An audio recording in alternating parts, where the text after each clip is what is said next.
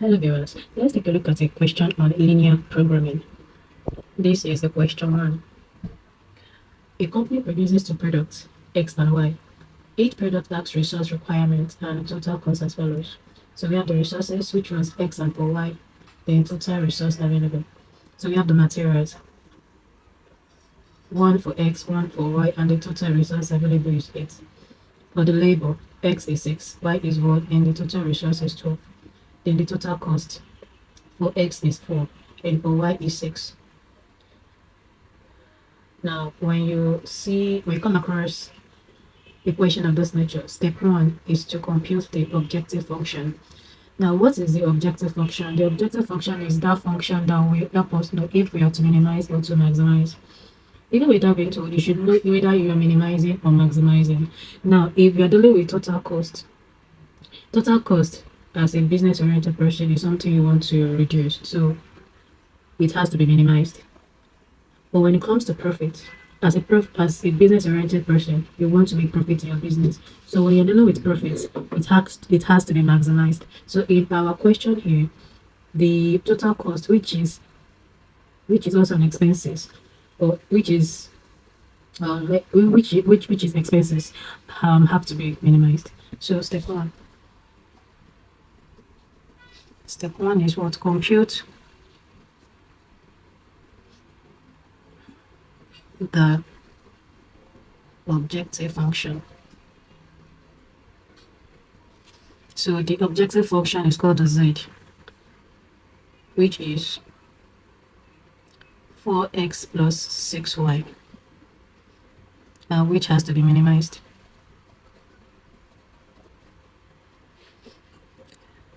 Now, what are the constraints? Now, constraints means what are those resources that will hinder the process of production? Those things that has the capacity of either making the process of production to be progressive or to be hindered. So the constraints in the questions here are materials and labor, because materials play a vital role in the process of production, because when there is an adequate supply of materials, the process of production will be swift, will go smoothly, and vice versa. If there is a shortage of materials won't go smoothly. Likewise, labor. If there are enough labor for the production process will go fine, and vice versa. So the constraints here are my materials and my labor.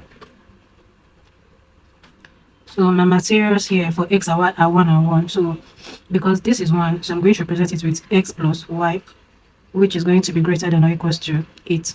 Now, note that if you are dealing with minimization, the inequality sign that will be used here is the greater than or equals to sign. Take note. So that's why we have it here. Then for our labor, we have 6 plus 1, which is going to be 6x plus y greater than or equals to 12. And another equation that you have to write out is that the x is either greater than or equals to 0, or y will always be greater than or equals to 0. So this simply means that our materials, which are x and y, will always be greater than 0. Will always be greater than 0 or equals to 0. That is, they are always, that is non-negativity. So it's either is it 0 or greater than 0. It is always positive. They can never be negative. Hence, the non-negativity aspect of it. So step 2 is to convert the inequalities to equation. Convert inequalities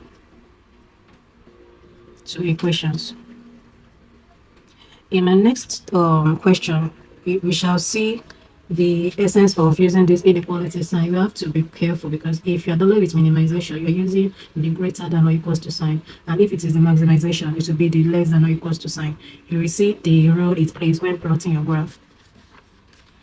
So step 2, convert inequalities to equations. So for my materials, that will be x plus y equals to 8, and for my labor, that will be 6x plus y equals to 12.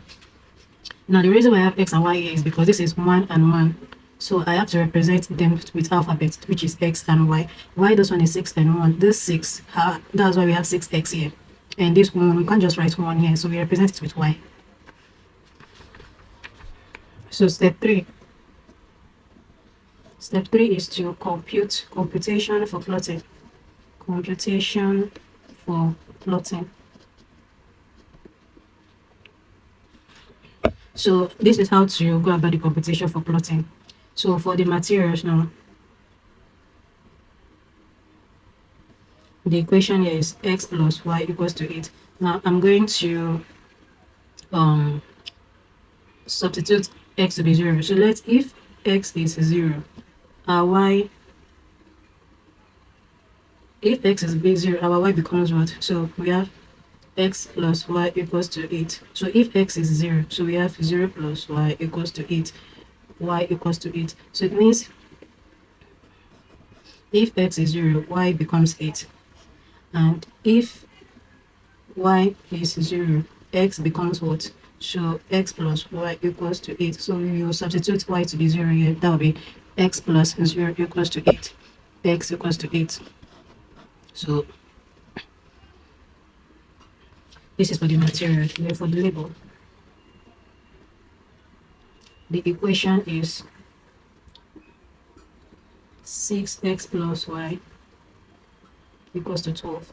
So if x is 0, y becomes what? So we have 6x plus y equals to 12. So you substitute x to be 0 in the equation. So we have 6 bracket x plus y equals to 12. Excuse me, 0. So 6 times 0, that will be 0 plus y equals to 12. That will be y equals to 12. So it simply means in the equation, if x is 0, y becomes 12. And if y is 0, x becomes what? So it's 6x plus y equals to 12. So you substitute y to be 0. So we have 6x plus 0 equals to 12. 6x equals to 12. So how do I make x the subject of the formula? The coefficient of x is 6. So you divide both sides by 6. So that this 6 cancels 6 and x is left alone. 6 and 12 will be 2. So my x is 2 here. So step 4 shall be the plotting of the graph. The plotting of the graph.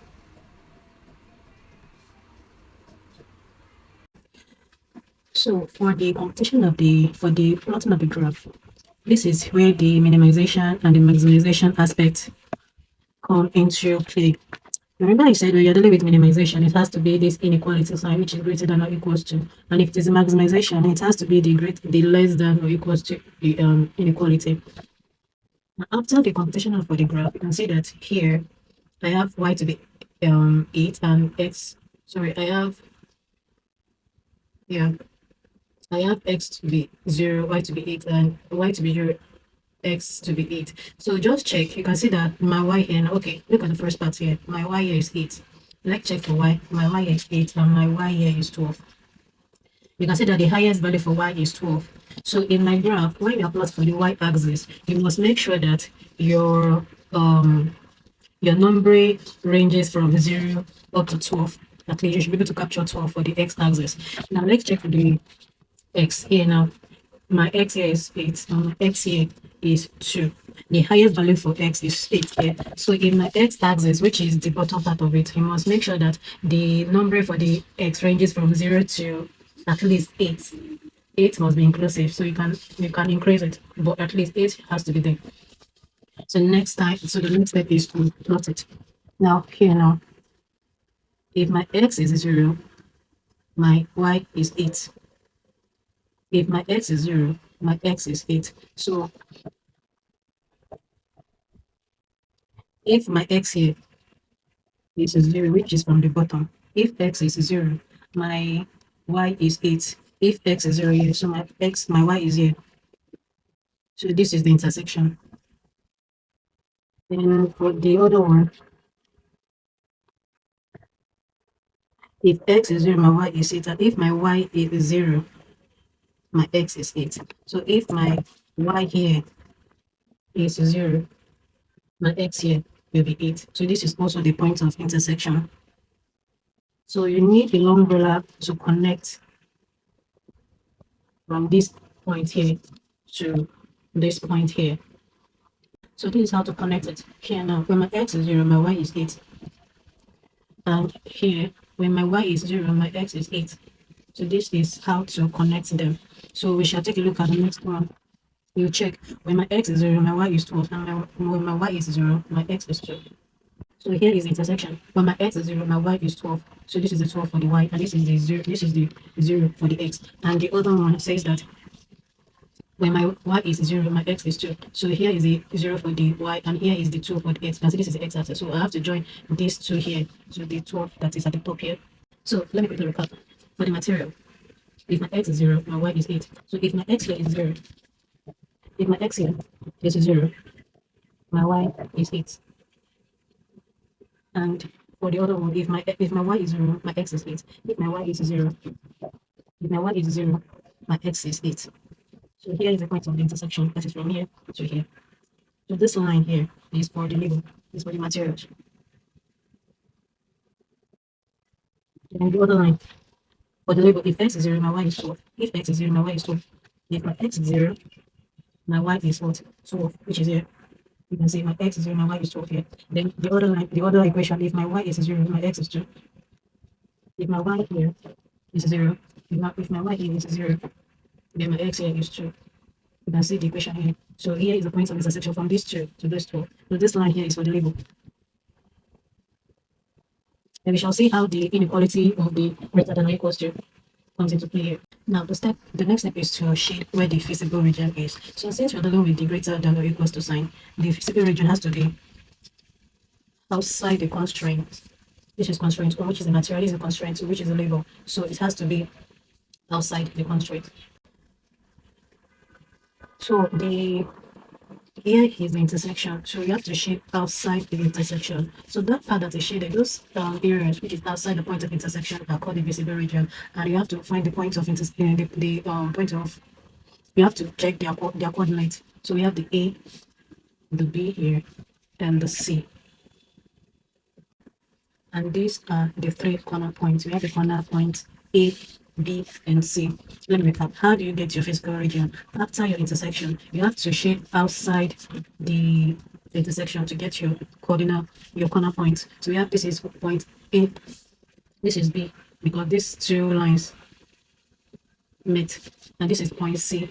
That is those sides that were shaded outside of the places that you can see this side are not shaded, but the outside parts are shaded. And again, let me just divert a bit. Because this is minimization, we are shading outside. But if it's going to be maximization, the shading will be done downward. That is within where you have your constraints, which are the label and the material. Again, to get to physical region, you have to shade outside your constraint, which is materials and label. So your corner point A is easy to derive at because it has been written already. X is 0, y is 12. Your corner point A is also easy to arrive at because it is already here, which our x is 0, our x is 8, our y is 0, which is already here. Then this B is where the work is. And see, this is our point here. So when you trace this line, this line falls on 7, and this is my y-axis. So it simply means that my x, we don't know our x, but this y already we've known it, which is my y is what, 7. So you have to trace this line downward. When you trace it down, let's trace it downward together. Down, down, down. It's going down like this. I want you guys to see the way to arrive at this confusing value, especially when the line doesn't fall in a number. At least you have to get it. So this is point. This is 1. So this is like this is 0. 0, 0.1, 0.2, 0.3, 0.4, 0.5, 0.7, 0.8. That is 0.8. So it simply means that my x-axis here falls on 0.8, which is 0.8. So that's how to arrive at it. So the next step is to create your solution table.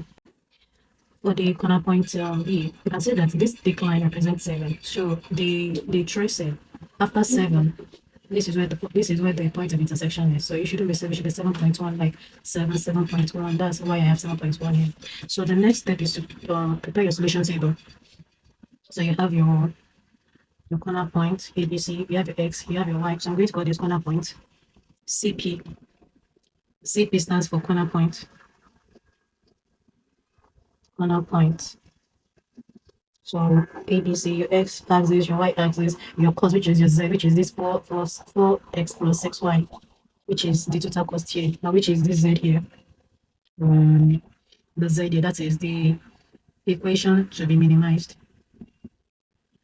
So that's how we have x to be for corner at corner point A. You can see that my x is 8 and my y is 0. At corner point A, my x is 8 and my y is 0, which is what we have here. At corner point B, our x is 0.8 and our y is 0.7, which is what we have here. X is 0.8, y is 0.7. And corner point C, x is 0, y is 12. 0, 12. So I hope that is clear. So in your equation now we have 6x plus 6y. So for again now, we have for a corner A now, 4 brackets, the x is 8. You just substitute their values. For here now, my x here is 8 and my y here is what? 0. So when I use a calculator for it, you should get 32. That is 4 times 8 is 32 plus 6 times 0 is 0. So 32 plus 0 will be 32. So when you use a calculator to solve this, you are going to arrive at this. So our aim of linear programming is to minimize cost, minimization of cost. So you check your total cost now. Which one is the lowest, which is 32, which is at other point A. So it simply means that our optimum solution is at corner point A. Optimum solution is at corner point A, which is at what? 32 naira. At where our x is 8 and our y is 0. So in the next video, we shall take a look at the one that has to do with the maximization of profits. Please, if you're just joining me for the first time, you're welcome. Kindly subscribe to my channel so as to get updates. See you guys in the next video.